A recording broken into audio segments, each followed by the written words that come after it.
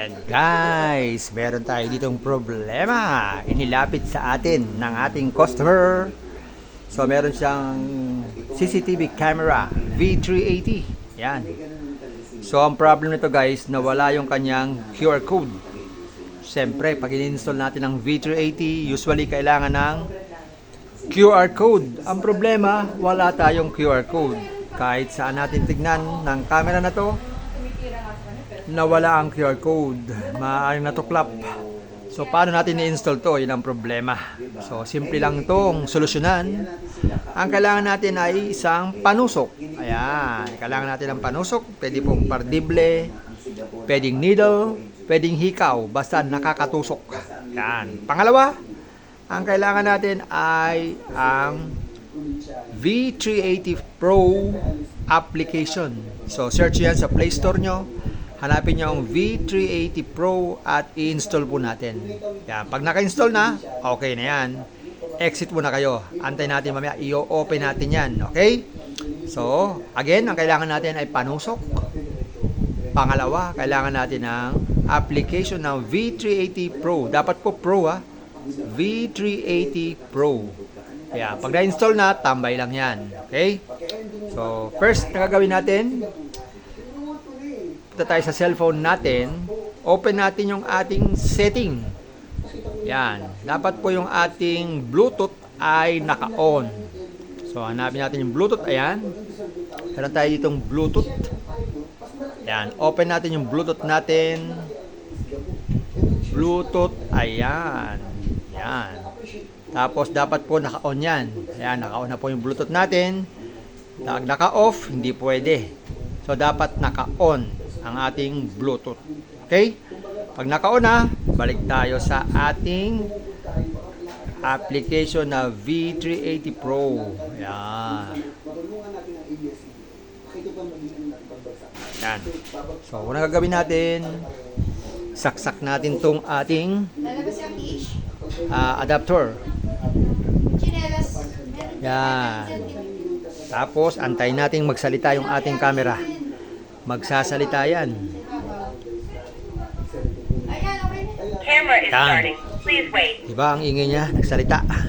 Hanggat hindi natin na-install yan, mag-iingay yan ng mag-iingay yan. Yan. Okay? So, gagawin natin, tutusukin natin to. Yan. Dito gagamitin yung panusok. Yan. Meron siya ditong sa ilalim. Lahat ng camera, the V380, may ganito po yan. So, ito, minsan lagayan to ng memory card. Please wait. Minsan naman, ito naman ay, ayan, umikot-ikot siya. So, Bluetooth is ready. Please scan the QR. ayan, paulit-ulit yan. So, sabi ko nga, ito, lahat ng V380 may ganito. So, ito ay lalagayan ng SIM card. Minsan naman lalagayan ng memory card. At sa kabila, ito yung reset button. So, yan ang tutusukin natin. Tusukin nyo lang yan at antayin yung magsalita pag sinabing na-reset na. Okay? So, tusukin natin. Yan.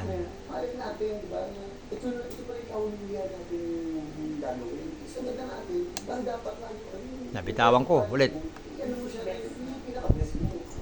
Camera is starting. Please wait. Yan. So, wait lang natin. Namali tayo ng proseso. So, i-reset natin ulit. Pindutin natin. Kailangan ma-receive natin o marinig natin yung Camera is starting. Please wait. kailangan marinig natin yung reset. Okay? Yan. Ikot muna siya ulit. Bluetooth is ready. Please scan the QR code on the camera and wait for the connection. So, re-reset natin ang ating camera. Click natin to. Pindutin natin. Tusukin natin. Yan. Tayo natin. Magsalita. Reset completed. Camera is restarting. Yan. Pag sinabi ng reset completed, okay na po yon. So, antayin natin magsalita ulit. Yan. Pag nagsalita ulit siya, yan. Antayin natin. Camera is starting. Please wait. Yan. So, antayin natin. Bluetooth is ready.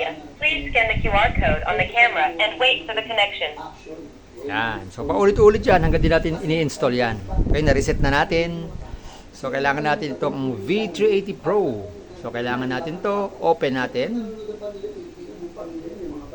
Yan. open natin yan. Antay lang natin na ma-open talaga siya. Yan, may ads pa siya. Ha? May ads. Tanggalin natin yung ads. So, yung mga barilan, Yan. present pa rin. So, waiting lang tayo. So, punta tayo ngayon sa X natin to. Yan yung mga camera natin. So, meron tayong dalawang camera dito. Ayan. Yan. So, magiging tatlo yan mamaya. So, gawin natin ay, yan, na-detect na niya. Ayan, automatic, na-detect na niya yung ating camera. So, ito yung ating pangatlong camera. So, click lang natin tong positive. Yan. Yan. Tapos, maglagay kayo dito ng inyong Wi-Fi. Pili kayo ng ano dito, kung anong Wi-Fi nyo, Wi-Fi ninyo, at ilagay nyo dito yung password po ninyo. Okay? Wi-Fi, tapos password. So, depende yan. Kung marami kayong Wi-Fi, pwede nyong pumili kayo dito. Click nyo lang to. Yan. So, marami tayong Wi-Fi. So, pili lang tayo ng isa. At tapos ilagay ang password. Tapos, click lang po itong confirm. Okay? So, tandaan nyo, dapat po ito ang nakalagay dyan sa taas. Bluetooth connection, power on, select Wi-Fi. So, nasa select Wi-Fi pa tayo. Ayan. So, click natin tong confirm. Yan, nahanapin na niya. Okay? Yung device at i-connect niya sa ating application. Ayan. Ayan na. Na-connect na niya. Pwede na. Okay? So, sabi dyan, no device found. So, click lang natin tong BM. Yan. Received configuration information. Connecting. Network connected. Yan. Sabi po dito, activating device. So, antay lang natin matapos ang kanyang pag-install.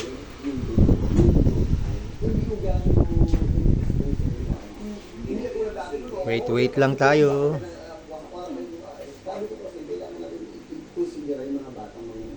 Yan. Okay na po. Okay? Na-connect na siya. Ito yun. Okay?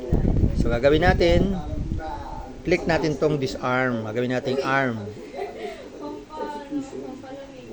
Yan. Okay? Tapos, testing na natin. Click natin tong play. Ayan. So, ayan na po. Okay na yung ating camera. Okay? So, ayan. Ang ating mga gamit. Ready na? Ano yung mga ginagamit? Yan. Ano yung ilulukoy ng Ang mga ating mga gamit. Ayan. Okay. So, ready na. Ayos na siya. Ayan. Ang ating mga gamit dyan.